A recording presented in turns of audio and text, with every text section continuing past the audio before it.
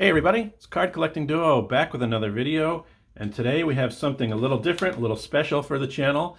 We're going to be revealing some Home Run Challenge wins for this year. You excited about this, Henry? We haven't seen them yet. Yeah, and I don't think we've ever opened cards from a home run. No, we have not. We've never won one before. And also after that, we're going to be just sharing some new additions to a PC that we have, or that I have. But first, the Home Run Challenge. So if you open a lot of cards from the Topps flagship products, you know this.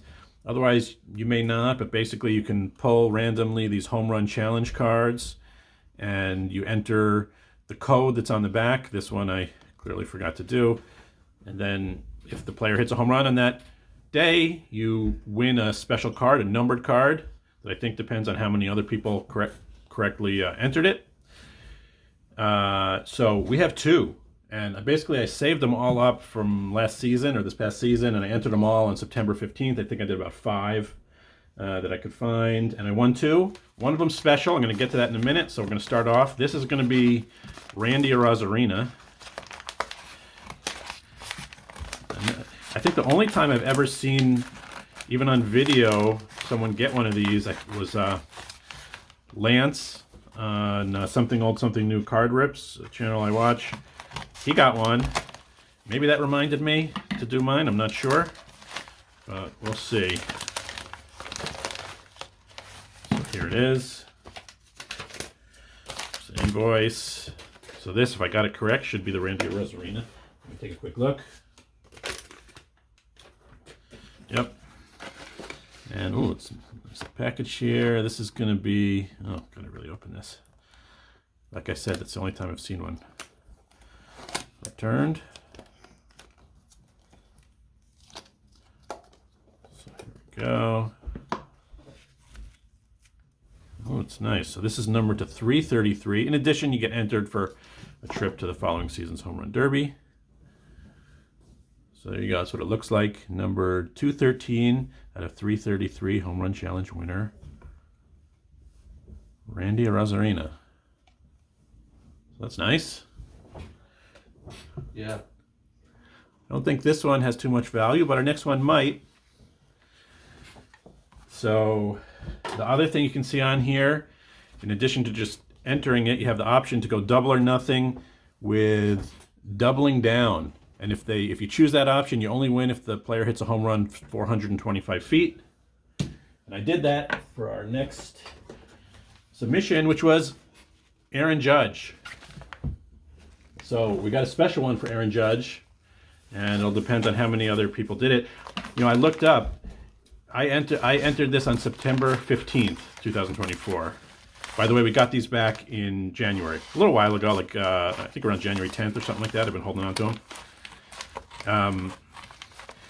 You know how many home runs of over 125 feet he hit in September? Only one. Only one. And it was the day we entered it. What luck. Luck I don't usually have. So this might be lower numbered, but I figured, like, if I'm going to do it for anyone, why not do it for Aaron Judge? And I was really happy that we won that. So we'll see here. He hit it the day that I entered this for September 15th. He hit one 445 feet. So where we go? How do we open this?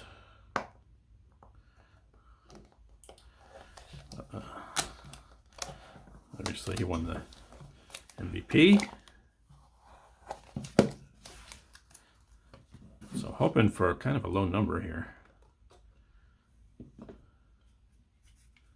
There we go. It's special. It's got like the foil there. Numbered to 123. That's not bad. I think he's going to be one of the more popular ones to enter. People are going to remember to enter him. So double down. It's Home Run Challenge winner. Double down Aaron Judge. 89 out of 123. What do you think about that? It's a nice card. It is really nice. Look at that. It's got the kind of orange color. Aaron Judge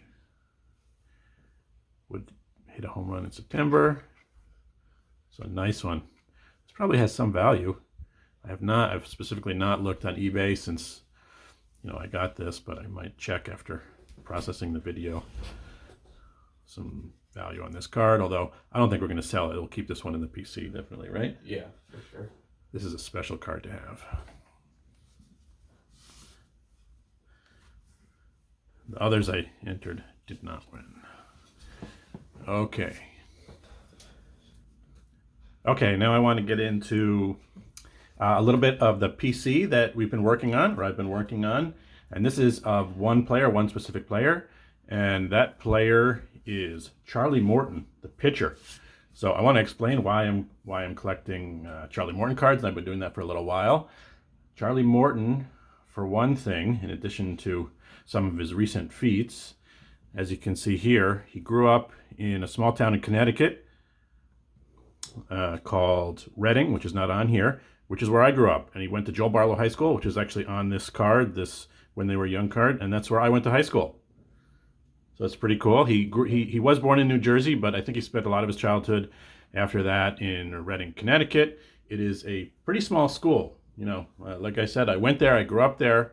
My father still lives there, and Henry and I go there a lot, and we've been to the high school to do sports and stuff like that. But it is not by no means a sports powerhouse. It has never had any other athlete of any note come out of there. Maybe a few in some random things in some smaller sports. But Charlie Morton was drafted directly out of high school. He was there after I was, by the way. He was drafted, as you can see here, this is the blue refractor Bowman rookie card to 99, where it says he was drafted directly out of high school in Reading, Connecticut from Joel Barlow High School, Barlow High, 2002. And I remember kind of a little bit when it happened, didn't think much, you know, for a while, because much would happen for a while, because although he was a high pick, which has never ever happened before in the history of that high school, it took him a while to develop. And by the way, that high school actually covers two towns, Reading and Easton, because Reading is too small to support a high school on its own. The entire school is like 600 students, and Reading is a rural town with pretty much nothing in it. But you know, he persevered. He was drafted by the Braves. He was traded to the Pirates. Spent like at least 5 or 6 years in the minors, and then kind of came up, bounced around with the Pirates off and on. Here's a nice 2011 auto. He, you know, kind of didn't have much success there for a while, and here I've collected some, just showing some highlights of some of the cards. Have a little mini rainbow of the 2011, including I think this is the Cognac and the Diamond Anniversary card. He was on the Phillies for part of a year, and then eventually when he was like 32 or 33, 15 years after being drafted, he had success with the Astros. He was on the Devil Rays. Here's one of the All-Star Stitches cards from when he made the All-Star game. And I have started collecting, or I've collected a lot of his Topps Now cards, because I really like those. They tell the story of what he's done. If you can see here, and these are not all of his Topps Now cards, but just some of them. In 2017, in the ALCS, he beat the Yankees. That was kind of a cheating Astros team, people think, but as a pitcher, really didn't help him when he was facing the other team. He beat the Yankees in Game 7 of the ALCS. He was the winning pitcher, started and won.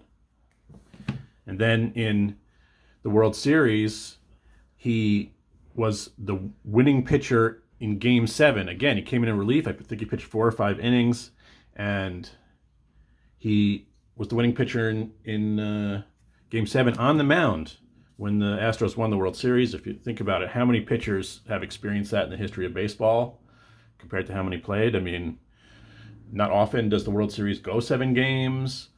Not always is it one, you know, with a pitcher on the mound, and it's often a relief pitcher, which he was in this instance, but he's a starting pitcher. So that's pretty amazing. In not the following year, in 2018, he was in the playoffs again, but 2019, he was the winning pitcher in the wild card game.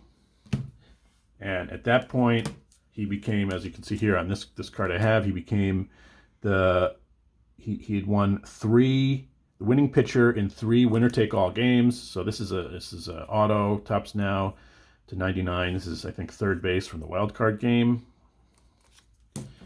And then in 2020, he won Game 7 of the ALCS to take the Rays to the World Series.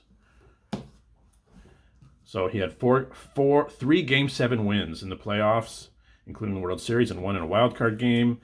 These are just the more recent ones from this past year. This is, what does it say? He became the fourth active pitcher to defeat all 30 teams. And I think one of, what does it say? One of the 22nd all time. In this, this is also from this past season on the Braves. He got his 2000th strikeout at 40 years old. He played this past season at 40 years old. I believe he was the second oldest player in the majors behind Justin Verlander, and he had kind of a much better season than Justin Verlander. He went 8-10, so not hit his typical, but he did have like more than a strikeout per inning. I think 167 strikeouts in 105 innings at 40 years old. 30 starts. I don't believe he missed a start. Let's see, this to continue with cards. This is a nice blue auto from Gypsy Queen from 2019 to 150. I like this card. This is another Gypsy Queen from 2020, and this kind of goes over his feat of being the only pitcher in history to earn a victory in 4 winner-take-all games, postseason games. I have this one. This is from 2024. This is Series 1 on the Braves. This is a Golden Mirror card. This is the only Golden Mirror card we have. It's Charlie Morton. Picked that up. So, you know, the fun of collecting, PCing a player is that, you know, it really gives you something to look for. Charlie Morton is good, not only for my connection to him and what he's done, but he's not all that desired by most people, so his cards are not worth that much, but he still has a lot of variations of his cards. It's a little hard at card shows. You know, when I'm going to card shows and the best dealers, do you have any? They kind of look at me strange, like, no, I don't have any. And then, you know, the other thing, he was free agent after the season and was kind of worried about if he was going to pitch again because I wanted him to, but he's already 41. But he recently signed with the Orioles, right? Yeah. So he's going to be back to the AL East, and we'll get to see him again. Speaking of that, you know, Henry and I went to a game earlier this season in 2024 where we did see Charlie Morton face off against Aaron Judge, and here's what happened.